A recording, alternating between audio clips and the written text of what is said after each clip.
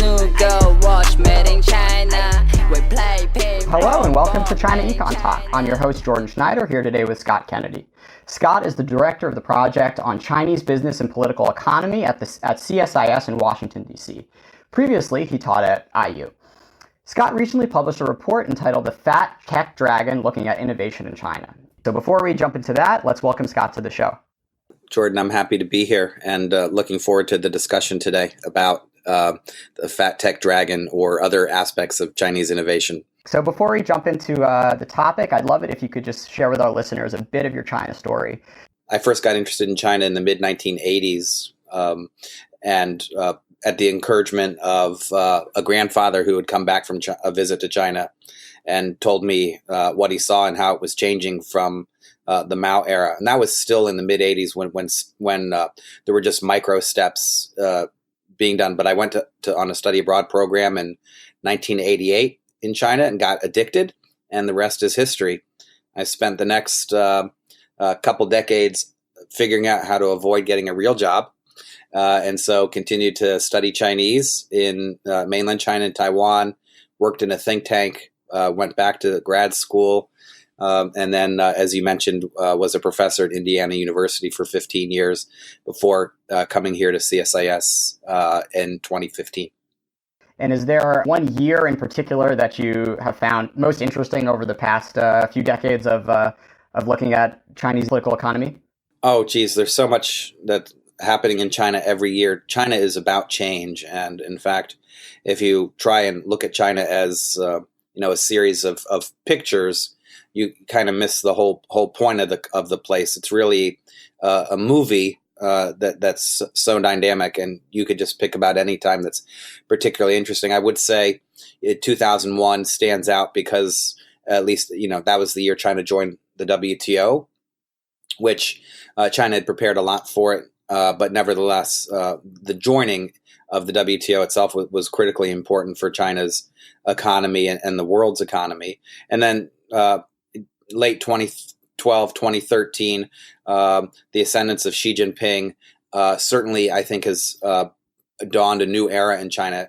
Not everything is different under Xi, but some trends which were started before regarding the role of the state in the economy have just expanded dramatically. And so I would put 2001 and 2013 right up there as 2 years that were pivotal since I've been looking at the country. Great. Thanks for that. So let's fast forward to the present and your recent report on innovation. So first off, why study Chinese innovation now? Sure. Well, China's come a long way. And when I first started going to China, there were no private cars. There were these old-fashioned buses. The Beijing subway was 2 lines, which didn't get you to many interesting places in the city. China had still 700 million rural inhabitants back then. Its per capita income was just a few $100s per year. And we saw China as a development story. And we looked around, what does it take to get countries to develop? Well, most in the intervening 30 years now, China has become, in many parts of the country, a developed country. Beijing is a developed city, and it has almost 30 million people, larger than the population of many countries. And so China is no longer just a development story. It is a leader in many areas. It is a competitor in many areas. It collaborates. And secondly, the challenges that China's economy faces and that many of us face now around the world are about productivity. How do you improve productivity when you've already, made your populace much more educated than they were in the past, and you've invested a lot in basic infrastructure? How do you keep growth going? For China's case, it's how do you avoid falling into the middle income trap, which has befallen most countries Very few have risen out of that to high income level status. And technology innovation is a central part of the solution. It's not the only part by any means, but it's super important. And given the size of China, anything that it does in any industry is going to have global implications. So our interest in innovation stems from China's movement toward a new level of growth, the need for it to raise productivity, and the implications that China's innovation drive has on everybody else. Great.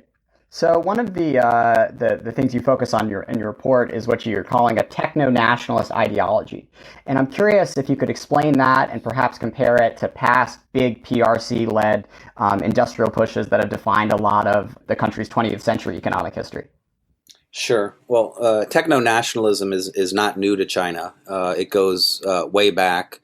And a lot of people have written about Chinese techno-nationalist policies.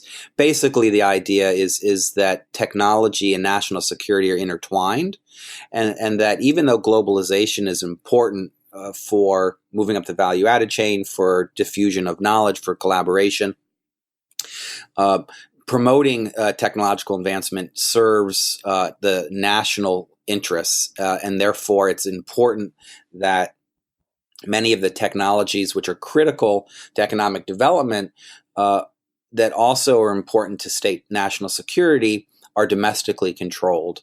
And that goes back to, I mean, just at a minimum, if you go back to the Opium War of 1840, 1842 or so, when China was, shown to, the Qing was shown to be extremely weak, and China then started a drive to address its gaps and weaknesses in science, and then in the military space, and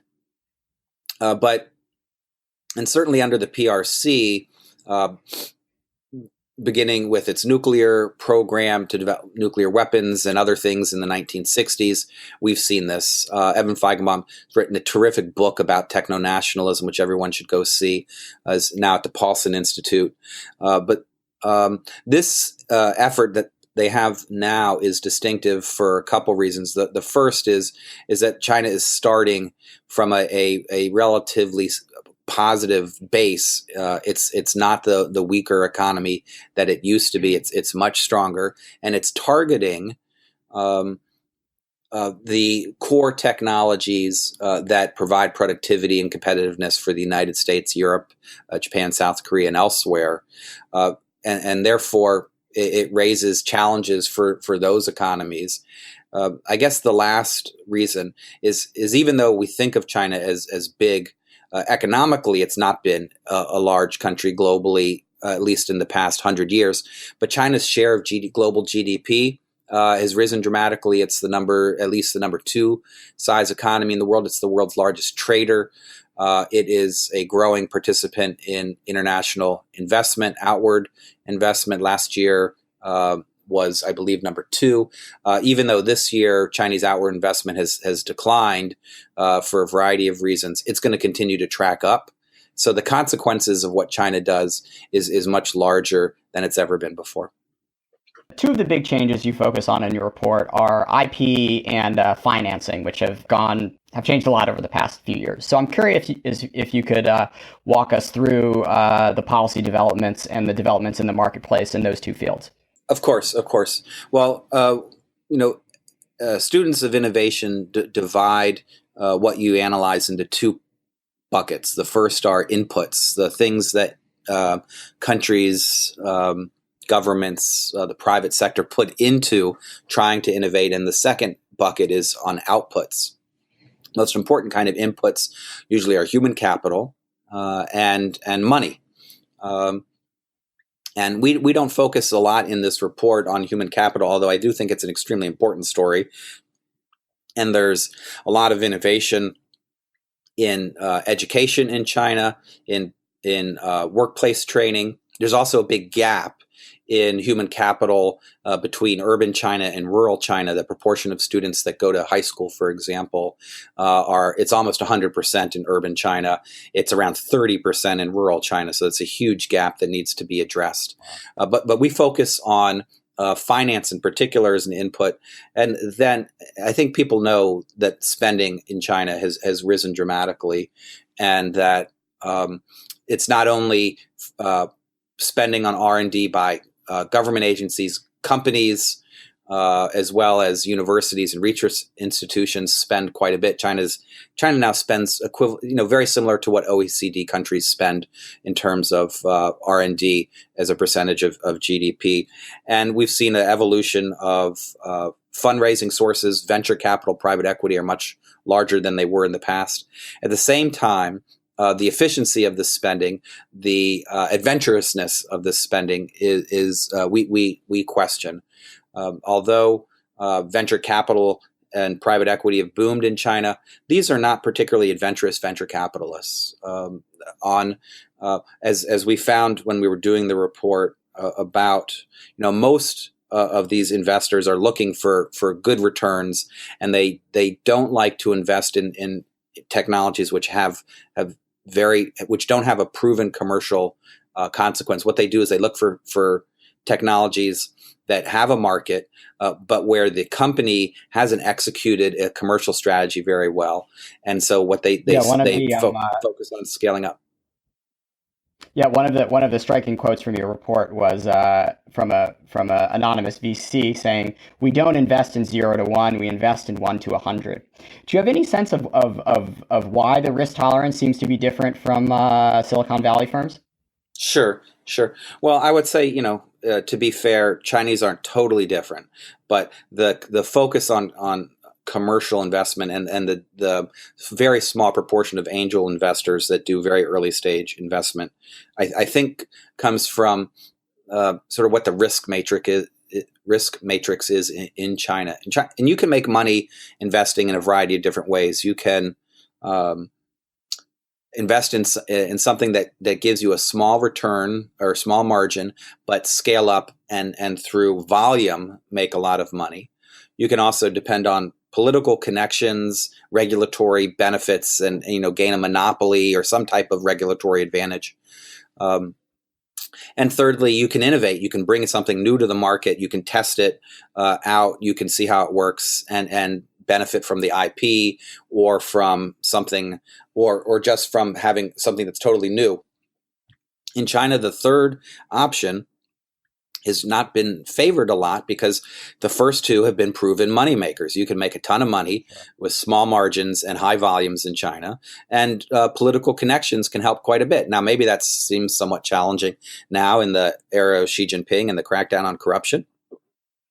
But nevertheless, the third option, which based on innovation, is riskier. Now, China does protect IP better than it has in the past, although there's still significant problems, but it is much riskier. And what we noticed with venture capitalists is that the proportion of projects that yield a return in high tech versus traditional industries is about the same, which is quite different from the United States, where the likelihood of success in a high tech venture is much lower, which makes sense because you're dealing with an unproven technology, at least commercially.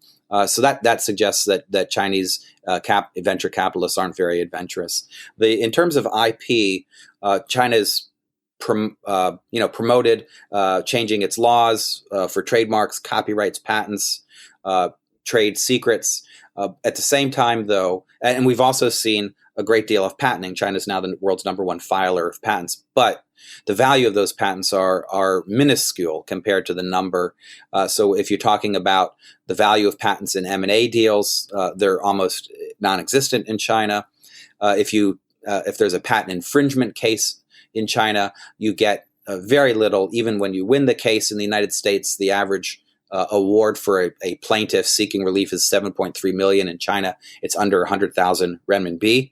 So that very small numbers. And then in licensing, China has a very small IP licensing market, and its global trade and licensing shows a massive trade deficit, which shows that many people around the world aren't paying China a lot for licensing fees relative to what China pays to others. And so there's been progress at the macro level, but these are still two areas of amazing inefficiencies. So one of the things you did in your report was put together or combine a lot of different methodologies to measure national innovation. So one of them you just mentioned, the patent filing rankings. But I'm curious if you could walk us through some more of these methodologies and contextualize China a little bit within its with other major economies. Sure, Jordan. That's a very good question, and because it's very difficult to assess broadly China's trajectory. We can look at individual companies, individual industries, and tell a story. You could tell a positive story or a negative story. And in the years I've been following China, I've heard a lot of both. But getting your arms around the overall trajectory of China is particularly hard. And so we, as a first cut for this report, focus on these global innovation indices, which have a lot of different components to them, cover a lot of different countries. These indices have been adopted and measured for about the last decade or so. So we look at 5 of them, one from the World Economic Forum. There's one from the University of Toronto called the Creativity Index, and a few others. But the index that we end up settling with is called the Global Innovation Index, which is put together by the World Intellectual Property Organization, INSEAD, which is a business school in Europe, and Cornell University's business school. And the Global Innovation Index has 103 components, a bunch on the input side, a bunch of measures on the output side. And it looks at everything from money, students that you have in science and engineering, outputs like published papers, patents, creative works, movies, commercial impacts, etc. And it covers a wide spectrum of countries. I think about 128 were in the most recent year's data that we looked at. And basically what that shows is that China, whether you're looking at inputs or outputs, has separated itself from other emerging economies like India, Brazil, Russia, and is approaching, but not yet arrived at, the levels of innovation of advanced industrialized economies in the North Atlantic and in Northeast Asia. At the same time, there do appear to be a whole variety of potential weaknesses because the rate in which China is improving on the input side is much greater than the rate in which it's improving on the output side. And that's why we see what this level of inefficiency in the translation between inputs and outputs, and why we call China a fat tech dragon. Great. Thanks for that. So Scott, what's next for the research program? Apparently, this is the first of 7 reports to be coming out on this topic. Yeah, well, we hope even more than that. I guess just to put a fine point on it, our focus in this initiative is not to be lawyerly to identify where we think China is being fair, where it's breaking the rules. We already accept that China's policies, because it's techno-nationalist, are discriminatory in many ways. But what we want to try and find out is what are the commercial consequences of what China's doing? Is what it's doing working? And to the extent that it's not working, how should it change? And what are the implications of that for the United States, for others, both governments and for companies? So the next stage are 6 reports on different industries in China. New generation vehicles, which include both electric vehicles and autonomous vehicles, then commercial aircraft, pharmaceuticals, the internet, semiconductors, and artificial intelligence. In each of these areas, the nature of these industries and technologies are somewhat different from each other. And so we're expecting to see a range of Chinese success in these different areas. I just spent 10 days in China looking at new generation vehicles, interviewed companies, industry associations, government officials, consultants, came away with a really interesting picture of the trends there. Once we finish these 6 industry reports, hopefully we'll have a new wave of research that looks at China and global innovation. Chinese R&D abroad, R&D by multinationals and others in China. How does China fit into that mix? We want to go back and look at these indices, which are part of this initial report, and see if we might be able to find a way to improve upon them, because these are not perfect indices. As I mentioned, they almost all depend on the number of patents filed as a component. And there's other ways in which one can look at knowledge creation, not just patented technology, but also what people call tacit knowledge, the knowledge gained through the manufacturing of process and experience. So we're going to be hopefully looking at these sectors first, and then global China and global innovation, and we'll have reports along the way. We have a cool microsite we're putting together, and we'll be interacting with folks in China, in the region, and in the United States as we work on this initiative. So we're hopeful that anyone who's listening would reach out to us. We are always in the mode of needing to learn, and so we appreciate the opportunity. Great. And what's the URL for the mini website? The URL is www.cips-csis.org. Awesome. Thanks for that, Scott. So I already got one book recommendation out of you, the Evan Feigenbaum's Chinese techno nationalism story. But if you want to throw one more out there before we call it a day. Well, I would say, if you want the overview of China's economy, Arthur Krober's recent book on China's economy is fantastic, and it has a discussion of technology and innovation, as well as a lot of the other issues that China's economy is facing. As I tried to mention at the beginning, China's core problem is productivity. It hasn't had any. All of its growth lately has been through more inputs, not through productivity gains. And so whether you're talking about technology or about SOEs or the hukou system, or whatever, understanding what those things mean for productivity is critical. And Arthur's book provides a very good look into that. I'll just say for myself, I just had a book that was published last week called China and Global Governance, The Dragon's Learning Curve, which looks at how Chinese are moving up the learning curve in global governance in a lot of different areas, including in technology, but also food security, in finance, in international trade. And so that's an edited volume with a lot of good contributions from Chinese scholars at Beida, two from Beida, one from Fudan, and several from the United States, Europe, and Japan. So sorry to make a shameless plug for my own book as well. Wonderful. We'll take it. Thanks so much, Scott, for your time. Good talking to you, Jordan. Thanks so much.